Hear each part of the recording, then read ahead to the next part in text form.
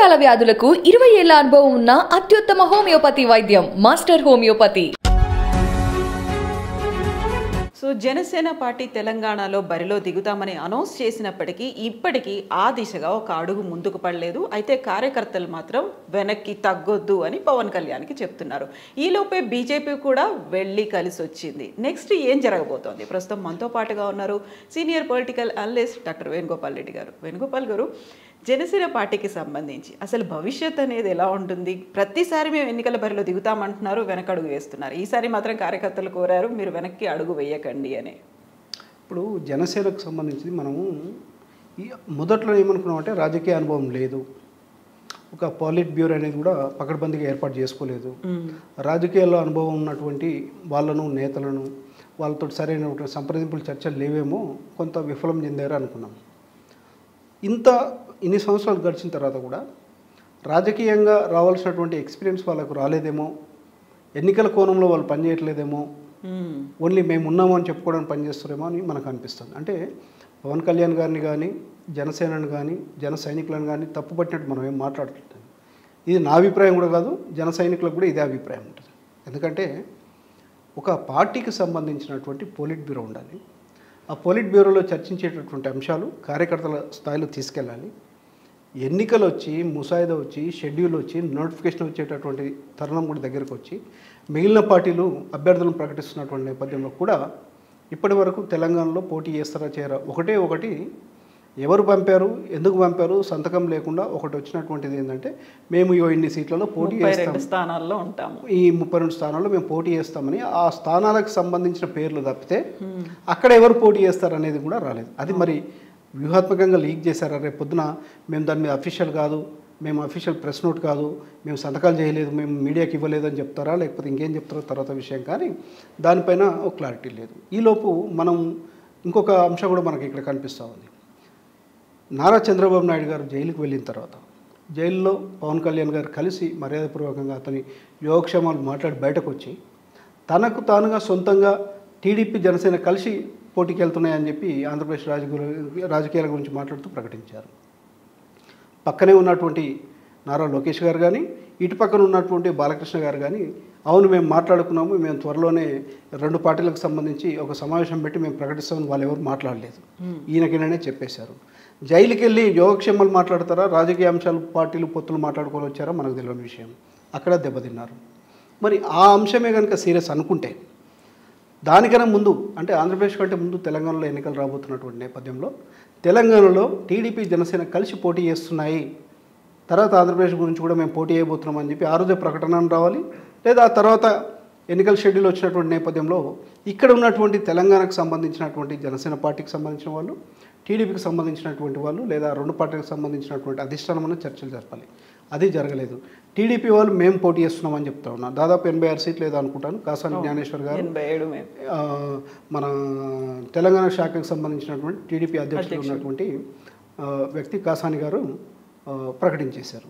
వీళ్ళు ప్రకటించాల్సిన వీళ్ళు ప్రకటించారు. కొత్తగా మీరు అన్నట్టుగా ఏంటంటే పవన్ కళ్యాణ్ గారు మద్దతు అడగడానికి బీజేపీకి సంబంధించినటువంటి 2 కీలక నేతలు, కేంద్ర మంత్రిగా ఉన్నటువంటి కిషన్ రెడ్డి గారు, ఆ పార్టీకి సంబంధించినటువంటి రాష్ట్ర అధ్యక్షులు, అదేవిధంగా పార్లమెంట్ రాజకీయాల్లో కీలకంగా ఉన్నటువంటి ఓబీసీ మోర్చాకు సంబంధించినటువంటి అధ్యక్షులు ఉన్నటువంటి డాక్టర్ కె లక్ష్మి గారు వెళ్ళి కలవడం చాలా కీలకమైనటువంటి పరిణామం. వాళ్ళతోటి సరే మేము చర్చించి చెప్తాము అని చెప్పినప్పటికి కూడా ఇప్పుడు మళ్ళీ జన సైనికులు ఏంటంటే మళ్ళీ కన్ఫ్యూజన్.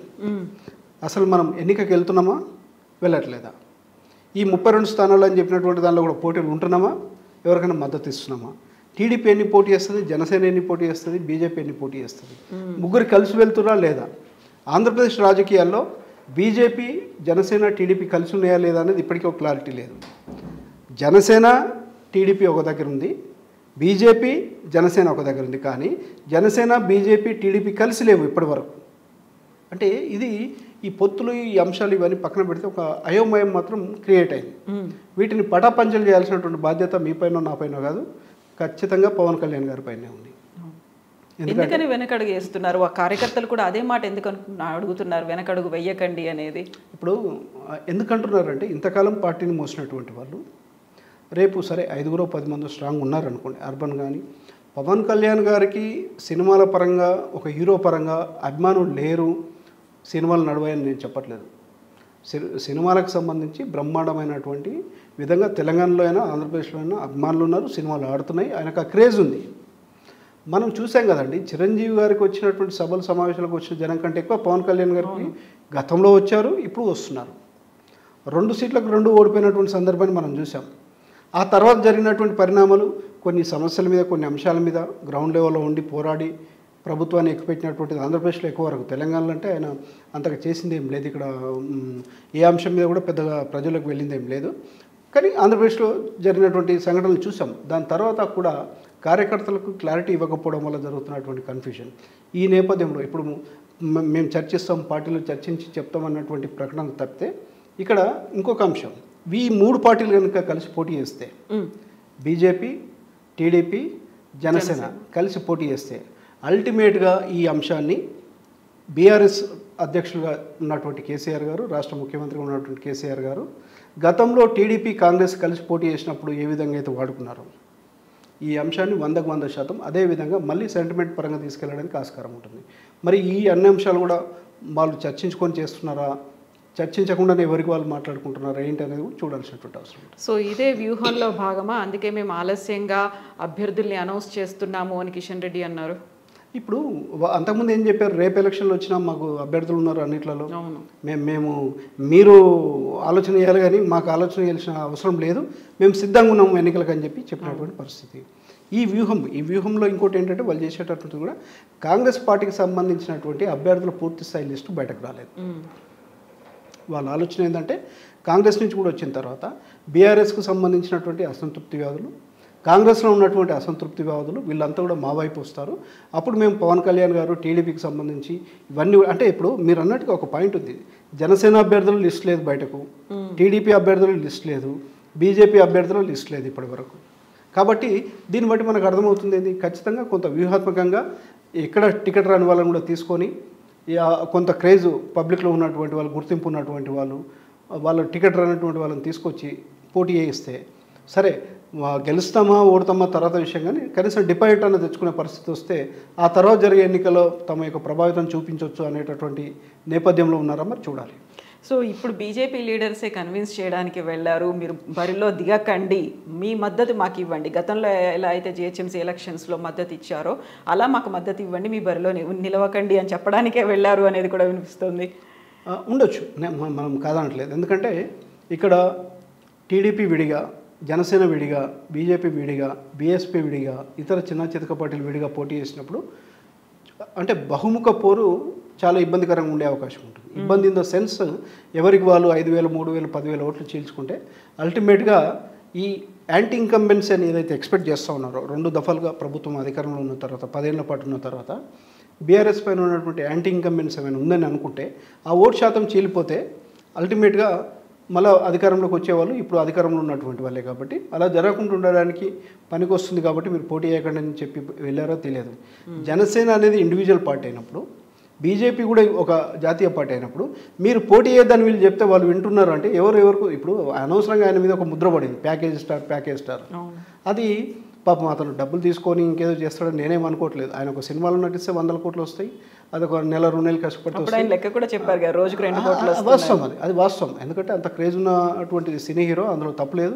సరే అది ఎవరు వాడారో ఎందుకు వాడారో ప్యాకేజ్ స్టార్ అనేది, కానీ ఇలాంటి నిర్ణయాలు, తప్పుడు నిర్ణయాలు తీసుకోవడం వల్ల అది కరెక్టేనేమో అనేటటువంటిది కూడా అపవాదం మోయాల్సినటువంటి బాధ్యత కూడా ఉంటుంది. కాబట్టి మరి మొన్న ఇచ్చినటువంటి లిస్టు నేను ఇందాక చెప్పాను కదా, దాని మీద మా అధికార ప్రతినిధి కానీ, జాతీయ అధ్యక్షుడు కానీ, మా పార్టీ కార్యదర్శి కానీ సంతకం లేదు, మేము అఫీషియల్గా పేర్లతో రిలీజ్ చేయలేదు, ఎవరో మా లెటర్ మీద పెట్టి పంపారు కాబట్టి మేము దాన్ని విడ్రా చేసుకుంటాం చెప్పినా మనం ఆశ్చర్యపోవాల్సినటువంటి అవసరం లేదు, ముందే చెప్పాను నేను.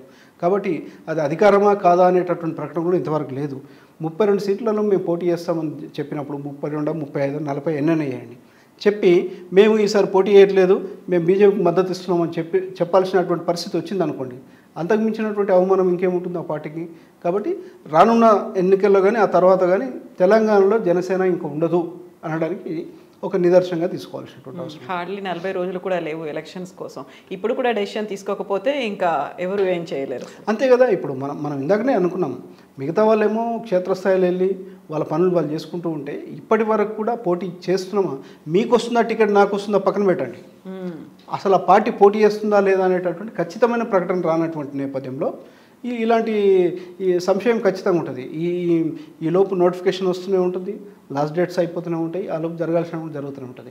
ఈసారి కూడా పోటీ చేయకుండా ఆ తర్వాత మేము మా ప్రతాపం చూపిస్తామంటే అది తెలంగాణలో జనసేన రానున్న రోజుల్లో ఈసారి కనుక పోటీ చేయకపోతే ఆ తర్వాత జరిగే ఎన్నికల్లో కానీ ఆ తర్వాత తెలంగాణలో కానీ జనసేన ఉంటుంది అనుకోవడానికి ఆస్కారం లేదు.